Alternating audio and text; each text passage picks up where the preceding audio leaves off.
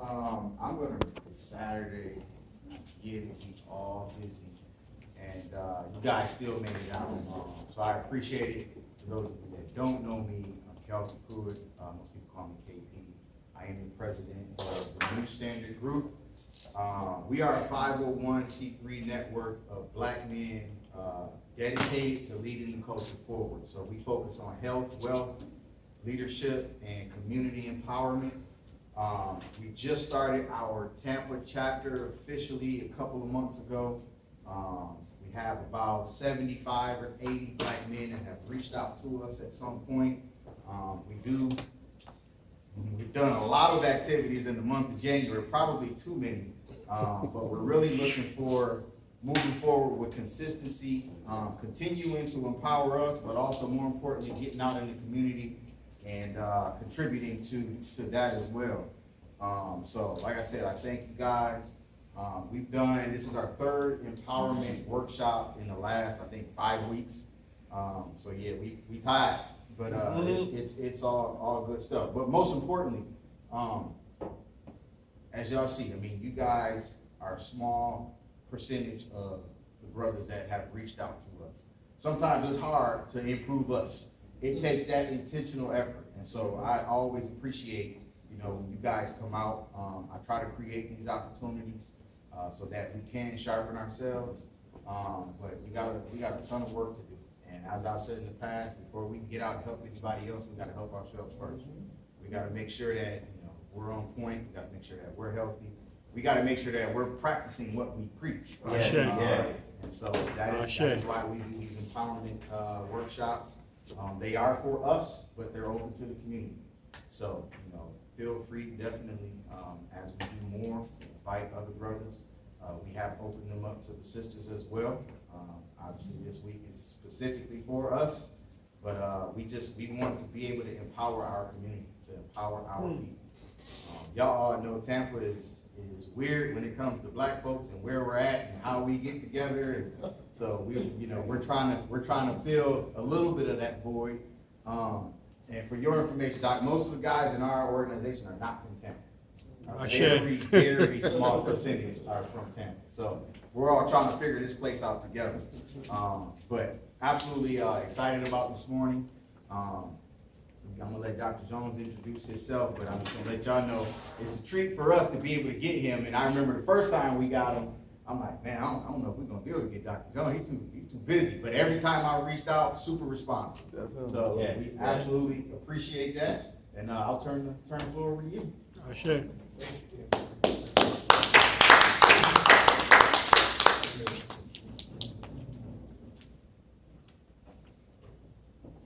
Let's give it up for Brother Kelvin and this vision, man.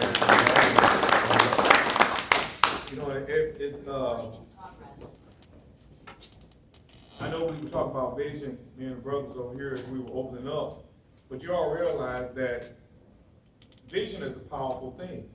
And even the vision of this group and what you're doing and your reach, it's really a powerful thing. At its heart, vision has the transition of people from something to something. Matter of fact, I always say, if you have a vision and it's all about you, you haven't really gotten the vision yet. Because vision is always about transitioning people from one reality to another reality, from one condition to another condition. So I give it up, hats off to you, man, for your vision and for your leadership and for all that you're doing to not only add quality to the lives of these men, but also to highlight the fact that all men aren't bad. All men, especially among us, aren't out doing something stupid and evil. Some of us are really productive and living in a productive space. And so hats off to you, man, for all that you're doing. It's a blessing to be back. I always say, if they invite you back, that's a good thing. We had a good time last time. And I just want to also mention to you brothers that I can be interrupted. As a matter of fact, I like it. I don't mind the interruptions. I don't mind the dialogue, a little bit of Q&A, because the most important thing is that we share. Y'all know there's wisdom in the group, so that we share our ideas and whatnot.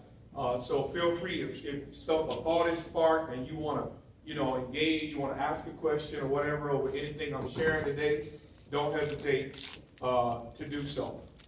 All right, what's up, Joe? Before you get started, Yes, sir. who dressed you? Oh, Lord, I like it. Thank you, man. Thank you, man. Express, I think. I think it was Express. Yeah, again, man, I want this to be interactive as possible. Well, as Kelvin said, I'm gonna give a little introduction of myself. I don't like doing that, but I'll go ahead and do that. I do pastor Manifestations Worldwide.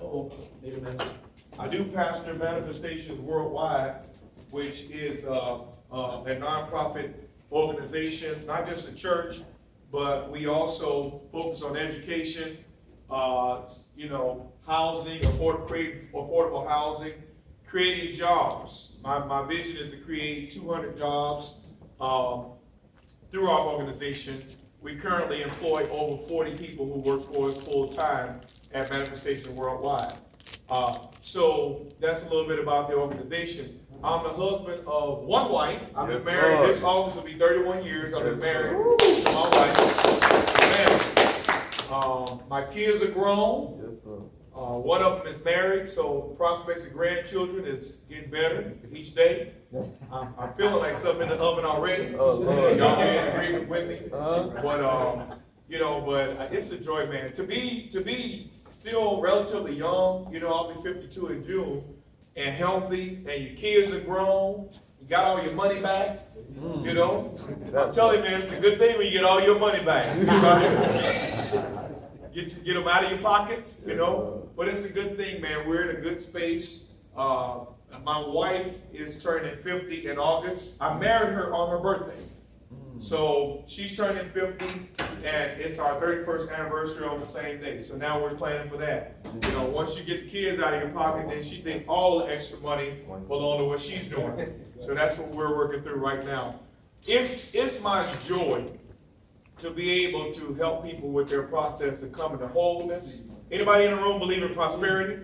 Yes. I believe in prosperity, coming to a prosperous space. We can talk about that a little bit if we need to. My wife and I, as I mentioned, we've been married 31 years. We've been together 34 years. So y'all know there's a whole lot of growth that is happening there. I'm not the same guy that my wife married. All right? Matter of fact, I was 18 years old. She was 16 when we got together. When I met my wife and started dating her, she was one of my girlfriends. Right? I was a whole hoe, right? I say. So I'm not the same guy. I've been 30 years with one woman, and that's not the guy that she met. All right? But there's a whole lot of transformation that has taken place in my life and in her life over all these years. On a side note before we jump into this, y'all ever heard the adage, couples that pray together stay together? Y'all ever heard that? It ain't true. I know people that pray together, they divorced right now, hate each other. All right? Wow. It ain't true. Couples that change together stay together. Come on, somebody.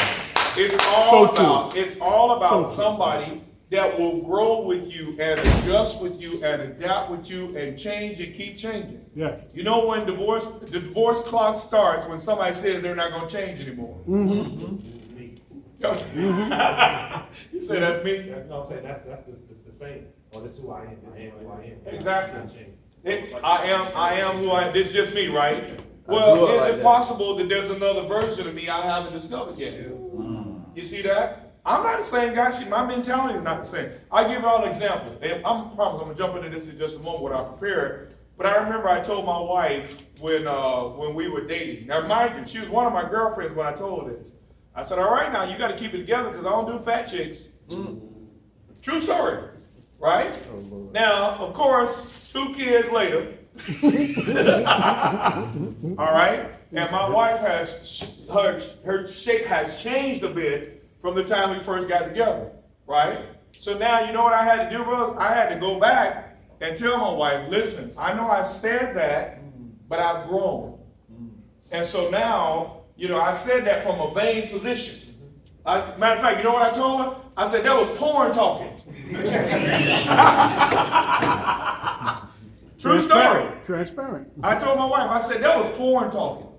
Because porn has you all caught up in the hourglass figure, you know, and now it's not an hourglass, more like a mayonnaise jar, you know. I mean, there's a transition that is taking place in the process, right? But you learn to love. If you grow, as you grow, you learn to love deeper and to love not for vain reasons. I share. Oh, come on, somebody. I share. Isn't that right? As you grow, your love becomes less about image and form and more about substance. Yes. Y'all got that? So I just want those of you that are married, if you're married, it's couples that change together, that keep adapting together, that keep adjusting. Matter of fact, you don't love anybody you haven't gone through anything with. Come on, man. Come on, somebody. Ouch. That's the way you know you love, is that you're willing to go through stuff with somebody. But you covenant relationship, have you locked into a process that's killing you? Yeah. But come on, somebody. Y'all realize that you're gonna have 1,000 deaths before your marriage come to where you want it to be? Come on, sir. You gotta die 1,000 times. You know, and I'll never forget going through all those changes in my relationship. And, you know, and I'm the one now trying to do right and live right and be right and all that. And I go to God, and y'all know I take my list to God about everything she doing wrong. You know, he never agreed with me. Look in the mirror. You ever prayed about what's wrong with your wife? The Lord, he never said, you're right and I don't like her either. He never said that. This is what he said to me when I was the one trying to do right and she just rebelling, right? You know what he said? I'm chipping rough edges off you. I share. I'm like, Yes, so sir. basically, Yes, sir. you're not even going to address what she's dealing with. You know what she said? You are not her Holy Ghost. Know thyself. I never forget the Lord told me, he said, as long as your hands are on it, mine aren't. He said, I'm not going to change anything until you take your hands off the situation. I said, oh, basically, you want me to trust you. Exactly. I want you to trust me that I will change her like I changed you. And I hear you, brothers, because here's what I thought. How's this mentality going to change, though? He said, same way yours changed. See that? So I learned over this process of being married 31 years to the same woman that love works as long as you're willing to keep leaning into what love is. Now, if you're taking notes, I want to take note of this. Love is always give, and give is always love. If you don't Yes. give, you don't love. So true. Love is give. God so loved the world that he gave, right? Love and give are synonymous. So how does relationship work? I have to keep offering my best self to her benefit. But I got to keep, watch this now, I have to keep offering my best self to her benefit. But I have to keep getting better between me and God. Y'all hear what I just said? Say me getting better. Got nothing to do with her. She doesn't influence what I am. Oh, come on. I'm the farmer. We talked about that last time. I'm gonna recover that, right? She doesn't influence what I am. I influence what she becomes. I'm the farmer. I'm the one planting. Come on, somebody. You know, I planted a seed in her 30 years ago, and it came out looking like me. His name is Mark Jr. Isn't that right? Anybody else got kids look like you? What did you plant? A seed, and then out of the woman comes something looking like you. Yep. Now here's a key for you. That's the way it always works. Come on, man. Whatever you want from her, you got to sow in her. If you won't sow it, you can't see it. So literally, you know, like right now, my wife has become the woman I always wanted. I share. I share. Two people got what I just said. My wife has become the woman I always wanted. So true. After continuing to sow the seed. After continuing to sow the seed, then she becomes. Say I'm the farmer. I'm the farmer. And I'll expand on that a little bit later, right? So relationship is not about what I deserve. Love is not about what I deserve. It's about what I offer. So love is me continuing to offer my best self. Now becoming better is between me and God. Right. My wife has nothing to do with my best self. The best version of me, say the best version of me, is between me and Creator. Now, I want to offer that person to her and others. Now, you know, brothers, you know what I'm advocating for with this conversation? Quality life. If you want to live a quality life, you got to stop taking your cue of what to be from other people. Right. Ashe. You're gonna live a quality life, you gotta stop taking your cue of how to be, what to be from other people. Yes, sir. Say this between me and my creator. Between me and my Now, creator. so I wanna offer a whole person in friendship. I wanna offer a whole person in romantic relationship. I wanna offer a whole person. So the person I offer, she's a benefit of the person I offer. And my friends are, right? But being a better person, being the best version of me, that's between me and creator. See that? Now what that leads us into is quality of life. Say quality of life. Quality of life. Now you know what flows out of quality of life? You ready for this? Prosperity. Come on, somebody. Ashe. Your peace. Anybody want peace? Most men want peace. That's all. You just don't know how to have it. Come on, man. You ain't gonna have peace from somebody you don't want to talk to. You realize your wife would rather argue with you than have you say nothing? It's like, I just see, why you always starting something? Just want you to talk. Get something like that. She's doing that because you, watch it now. She's doing that because you intimidated with conversation that caused you to reveal what you're going through. It got quiet in here. I feel, is this church? Oh my God. That's the library. She does that because honest conversation is still a threat to you. Say it's not a threat. Not a You know, threat. I was telling a brother recently who's going through something with his wife. I said, you got one question to ask yourself. When God says she's your helpmeet, was he lying? Come on. Now, she's helping me in ways I don't want to be helped. That's the problem. Ouch. That's the problem. Somebody say she still might help me. Still wild. She's just over here helping me, right? I want her to help me with my marketing. God said, no, she's going to help you with your mentality. Oh, Lord Jesus. She holding up the business. God said, no, you holding up the business. Because I want a person with a better mentality before I give you that much money.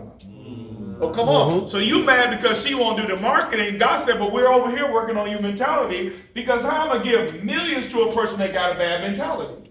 So really, the most help you had was not the girl at work that helped you out. That was your hindrance. Because God said, now you're moving faster than your character.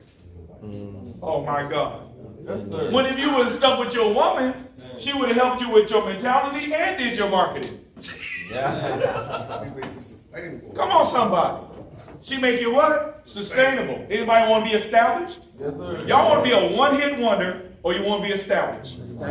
Right? What? The only way you become established is you got to go through something with somebody you think you shouldn't have to go through. Yes. True. All right, here it is. I don't deserve this. Yes, you do. You need it. You need it. Yes. The thing you keep saying, I don't deserve, is actually the thing you need most. Watch this now. Say, I deserve is attached to a spirit of entitlement. Yes, sir. Come on. I want it all without a process. Come on, somebody. And those who get, what happened to those who get it without a process? All right, think about it. They won $3 million in the lottery. How long they keep it? 1 year, 2 years. Maximum 3. Less than what, Jonathan? Less than 5 years. That's statistically true. Now why? Because they could never have made $1 million. Oh, come on, somebody. They didn't have a mentality to create $3 million. So they got $1 million, but they couldn't keep it. Why? What was the problem? Their what? Mentality. Now, a person that has built an organization to be million, right? That close person is sustained. Why? Because they've gone through process. They've worked through seasons. They've leaned into challenges. They stayed put when they wanted to run. They realized, say, trouble. Trouble is talking. Tell somebody trouble is talking to you. And here's what it's telling you. Level up. Trouble is talking to you. Here's what it's telling you. Learn something you don't already know.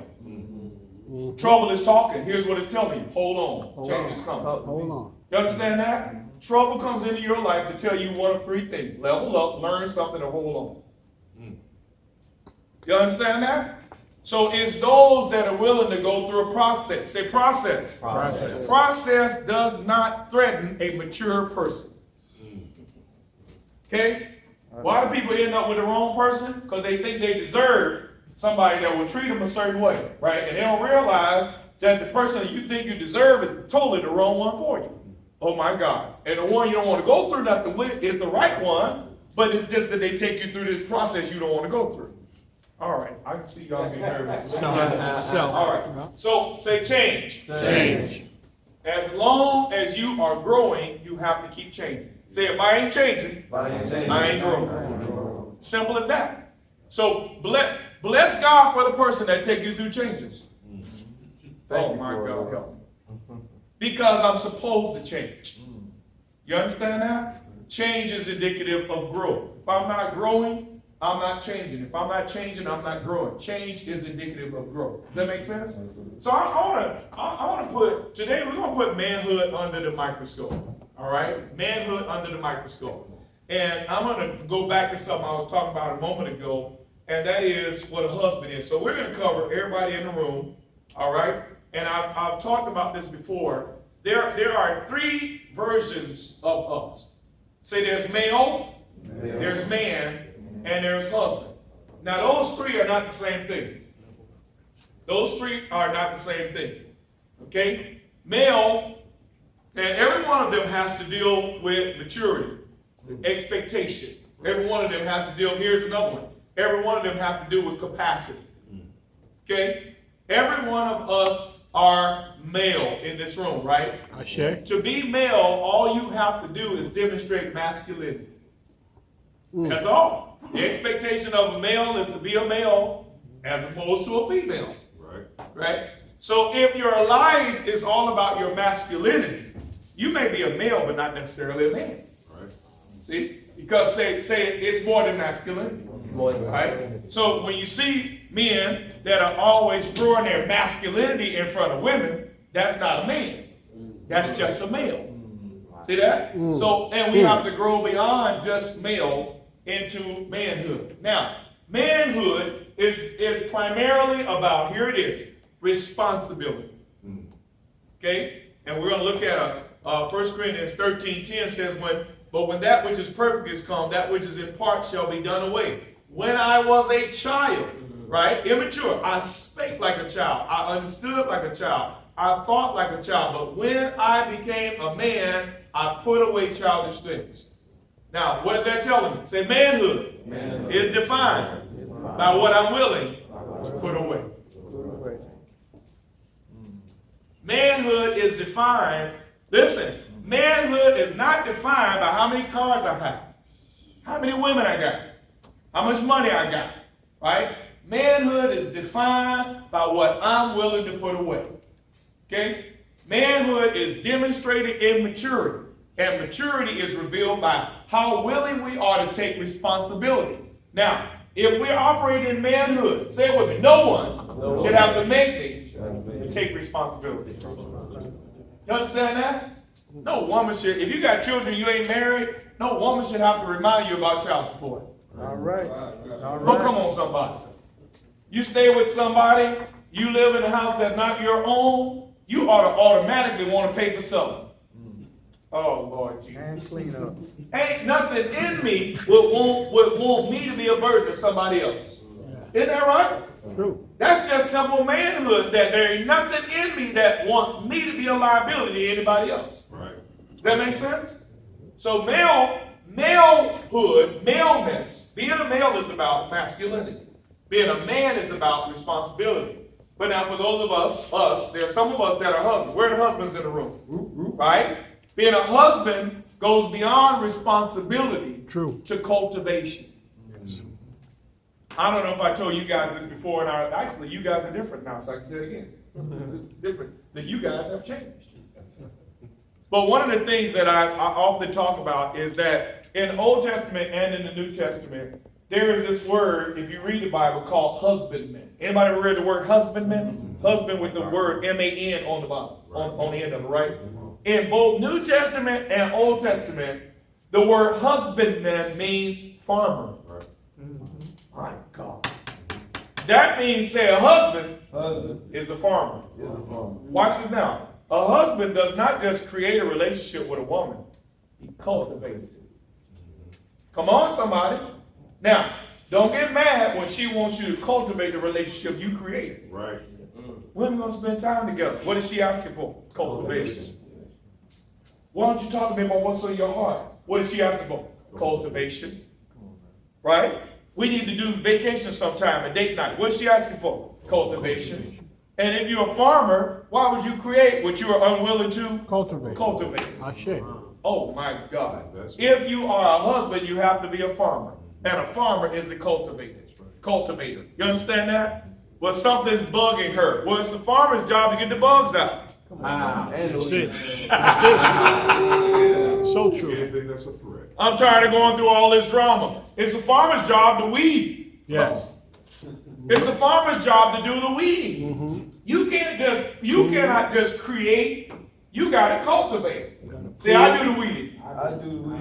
I do the pesticide. Right? I got to get the stones out. Gotta Oh, prove. come on, somebody. See, I got to get the stones out. What do you mean by that? Stones are where other foundations for other things used to build, used to stand. Oh my God. So there was already a building on that land and they tore it down, but now there are stones. You know what that is? I've got to help my wife recover from the relationships that damaged her. Ashe. Uh-oh. Ashe. If your wife was married before you, if your wife had someone before you, like a boyfriend or whatever, live-in situation, guess who's going to have to do the work? Oh, Lord. Of helping her to recover from those broken foundations, what they were trying to build, her hopes were in that. Guess who's got to do the arduous work of helping her recover from that? Yep. Come on, say the farmer. Say the farmer, which is the husbandman. Husband is responsible for the stones, responsible for the weeds, responsible for the bugs, responsible for the seed, and responsible for the watering. So I can't just yell out, I ain't that other guy that you used to be with. Doesn't work. Can't yell at the song. It doesn't work. Oh, he's gonna run. You're Now- supposed to run when you see that work neither, right? Now watch this now. You can't say I'm not that other guy and certain days y'all look alike. Oh, built the light. Come on. You remind me of. Right? Say speeches don't work. Speeches don't work. Watch this now. But consistency does. Yes, sir. Yes, sir. Now, say why should I be consistent? Why should I be consistent? Because being this is between me and my creator. It ain't got nothing to do with it. She's the beneficiary of what I'm becoming. Say it with me. She's the beneficiary of what I am becoming. Say it again. She's the beneficiary of what she's not the motivator of what I am Of what I becoming. am. Yes. See, that's too low. See, I could do better if I had a good woman. Then you don't know what better is. That's right. If your why is attached to the woman, then what are you going to do when you ain't got one? What are you going to do when she's malfunctioning? Well, What are you going to do when she on her period? What are you going to do when she get old and she start going through menopause? well. My why can't be attached to her. A man's behavior should not be a slave to a woman's behavior. That's not how it works. Powerful right there. Y'all understand that? You know, I went through a season, that 7-year itch. Anybody know about the 7-year itch? Oh, yeah. Well, your wife looking at your, this is what it come down to. 7-year itch, right? We're like, oh my God, this is permanent! Oh, man. You know what the 7-year itch is? Realizing all your options are gone. Every last one of them. My wife wake up and say, I hate you. You know what the Lord told me? Romans 12:21. Do not be overcome with evil, but overcome evil with good. Say just the opposite. I say, I love you. She said, I wish I would have never married you. I said, I'm glad I married you. She said, I'm leaving. I said, I'm staying with you. True story. I'm going with you. Don't be overcome with evil, but overcome evil with good. You know what God said? I don't want you to be a slave to what your wife goes through. We can't have two emotional people in this marriage. Wow. Listen, one of the most important things for a man is that you be rational when she's being emotional. Count the cost. Ask yourself, if before I get ready to say this, because I know it's slick and I know it's going to hurt her, she going to cry after what I'm getting ready to say. Right? Because we calculate. We're like, I know what to say to make you cry and get up off me. But here's what you ask yourself.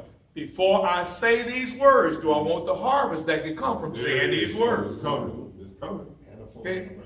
Anybody would want a man like me. Oh, brother, you should have never said that. Oh, Lord, brother, you just unleashed 2 years worth of struggle over whether she has value to you or not. With one word, you said anybody would want a man like me. You know how many chicks I got to fend off for me? Oh man, those words, you gonna stay up some nights over those words.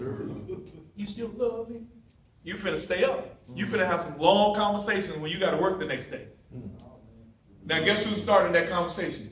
You did. Because the farmer didn't think about that. Say saying is sowing. Whatever you say, you sow. Remember the rule. You plant something in her, it's gonna come out looking like you. That's the rule. She's just a womb man. She's just taking in whatever you put in there and then showing it to you. Your kid's ugly? Look in the mirror. I ain't got no ugly kids. Don't ever say you got ugly kids, because that's you. Y'all got that? Say husbandman. So as a husbandman, I'm a farmer. Say I'm a farmer.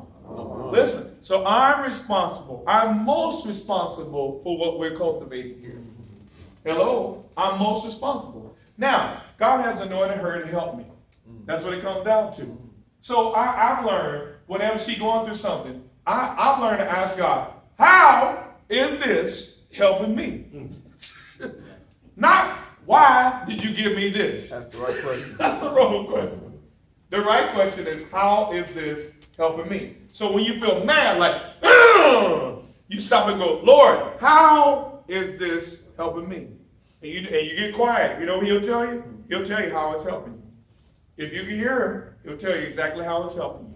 Especially when it's painful, brothers. Y'all got that? You don't love nobody that ain't going through, you haven't gone through pain with. That make sense? All right. So maturity is what makes the difference between male, man, and husband. Maturity, as I mentioned a moment ago, is demonstrated in what we put away. Y'all got that? Not what other people require of us, but what we put away. Y'all got that? Tell me what a man has put away for the sake of others, and I'll tell you whether he's modeling manhood or not. Now, I want to show you something here as we break down the 1 Corinthians 13 that I read, 10 and 11. This word perfect, when that which is perfect has come, is the word teleos, which means full grown or of a full age. It means mature. So maturity and manhood are synonymous. With manhood, there are several things that come from manhood. First of all, it says that which is in part is put away. That word part is the word meros. Listen to what it means. Individuality. Oh, God, help me. Individuality. Anybody married again? Raise your hand if you're married again, right? You ever notice that as a married person, you can never think as an individual again? Ashe.